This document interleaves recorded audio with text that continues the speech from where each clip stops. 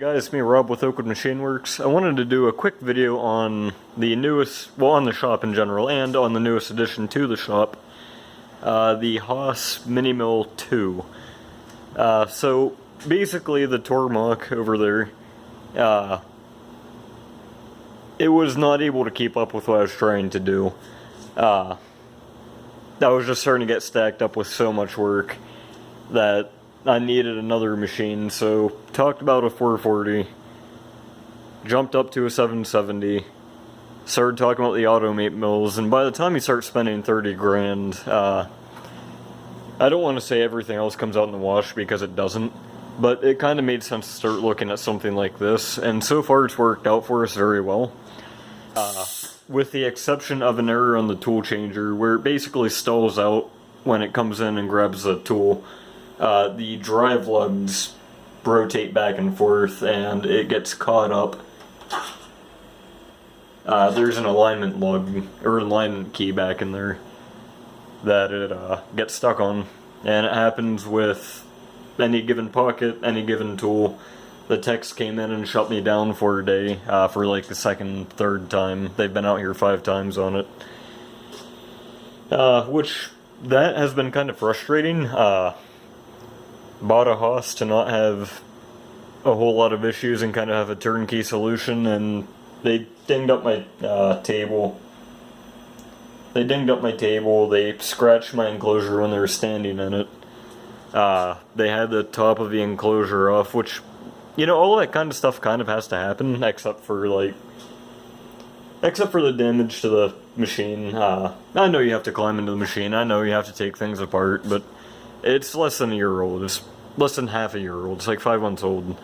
So it's kind of ridiculous that this is going on as long as it has, but enough of that.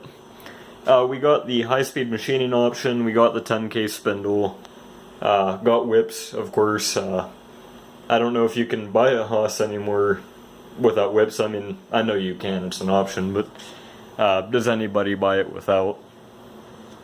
So that means we got the spindle probe back there, the OMP, we got the OTS.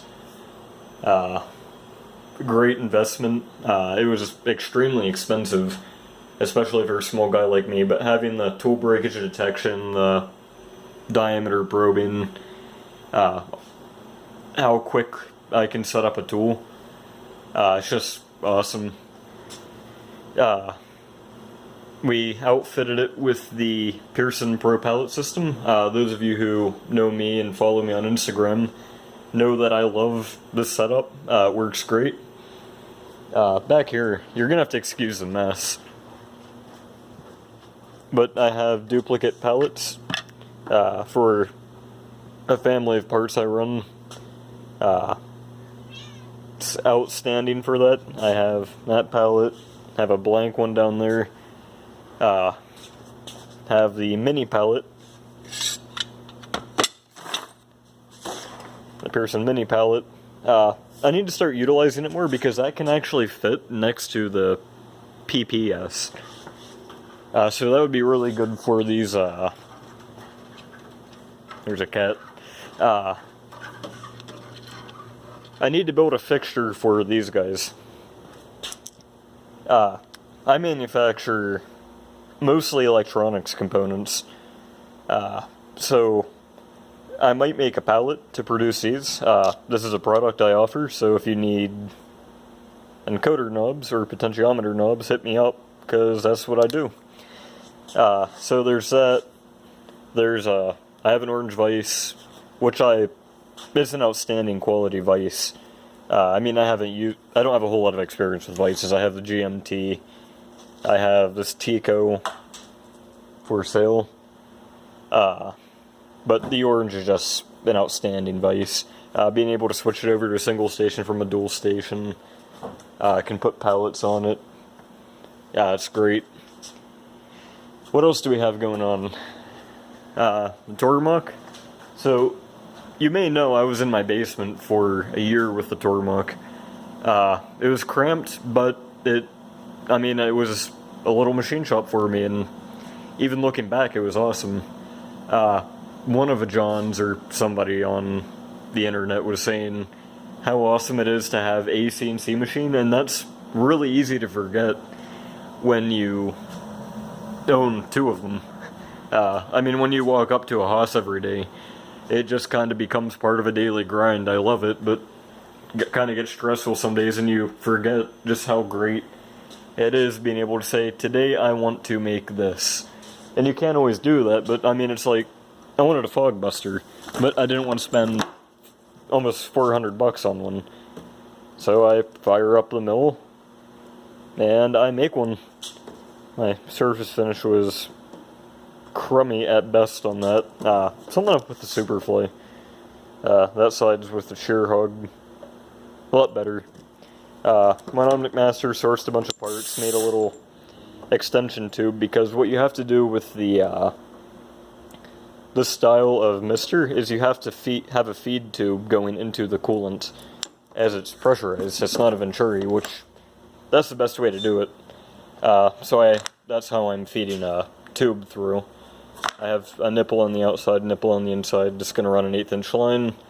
You pressurize the entire whole house filter, which is the bottom line. So we'll see how that works. Possible product I'm going to be doing because the Fogbuster patent died. So yeah, I might be doing that.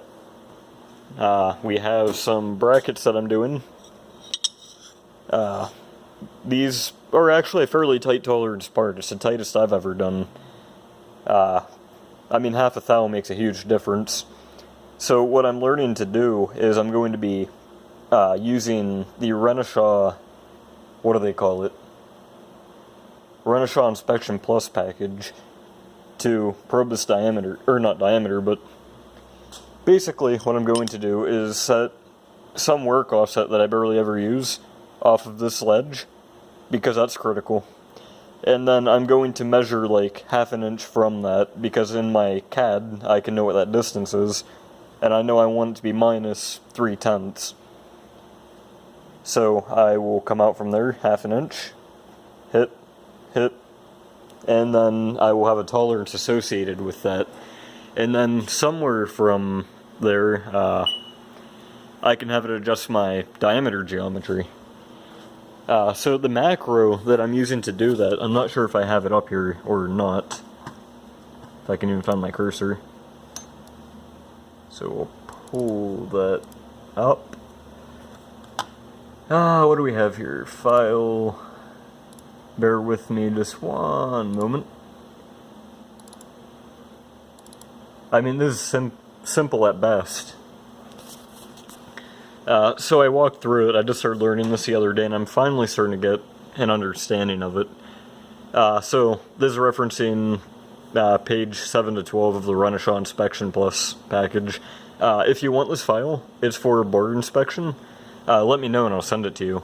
It's basically an output from Fusion I've modified, and I kind of broke it down for myself. So basically what you have is it calls up tool 20, which is my Renishaw OMP. Work offset 54. It's going to X0, Y0, which is the probe start location. Then we call the probe offset and take it to 6.2 inches above the part. We enable the probe and then do a protected positioning move, which is G65 P980 or P9810. We take it down to about 1/4 inch above the part at a feed rate of 40. So that's slow, but you can adjust that, and I currently have a cat clawing my back, so bear with me. Then we actually go into the probing routine with a G65 P814, which is bore and boss probing. There are some different parameters you can set up. D2.5 is the diameter to be probed. The Q is the over travel. I have that set to 0.4, but that should be much lower. Basically, if you set that to like 1,000th and the bore was over 1 thou, you'd know, hey, it's way too big. Kick it out. And then S1 is your work offset. And then, what is there? There can be H value for a tolerance. and then move it out, disable probe, and do all the rest of the stuff. So that was a little long-winded, but that makes inspection of something so easy. That was for a board, but a web is just as easy. So I'm going to be digging into that over the next week for those guys. Just running them in the orange vise, op 1, op 2. Kind of a one and done situation. Tooling. I have a lot to talk about. I haven't done a video in forever. I'm kind of mixed across many different brands right now. My go-to is Imco. That's the Straker series. Just absolutely insane what you can do with those. I have some random spot / engrave / chamfer mill. Got a Niagara Cutter 3/16 inch end mill. Does okay. I'm really liking these Mari Tool 16th inch 2 flutes. A 3 flute would probably be better, but I'm slotting with it, so I kind of like the extra chip evacuation. Some random corner rounder. Mari Tool corner rounder. Then just random drills and taps, and I think that's like a YG1 440 tap. Then work holding, like I said, is all done on the pallet system or Glacier and Vise. I'm probably going to get shunned for this, but that's a wooden fixture I use. That's provided by by a customer. They have me running these parts for them. I ran them for them once to get them out of a pinch, and they like the increase in surface finish so much that they have me running them. I was a little off in my Z on this one, so not all of the pockets got kicked out, but yeah, I mean, it's an easy job to run 3 tools, and I pretty much get to walk away. So, yeah, I mean, that's pretty much all I have to go over. Well, I mean, is there anything you guys want to see as far as differences between the Tormach and the Haas? Not a whole lot of people have them side by side that do videos. So, let me know what you guys want to see. I'm planning on doing quite a few videos between the two, like an identical part side by side. It's apples to oranges, and that's even too close of a... That comparison's too close. They're both CNC mills, and it ends right there. Mostly. I mean, if you compare the Tormach to a Tag, or something along those lines, it kind of goes like Tag, Grizzly conversion, Tormach, maybe like an Automate or something, and then you have Haas. I looked at the Automate VMC 425. It was a good looking machine, and it's an impressive little machine. I'd love to have one, but it just lacked a lot of features. Like, it didn't have probing. I was worried about support, but I'm worried about that with the Haas now. So that kind of came out in the wash, unfortunately.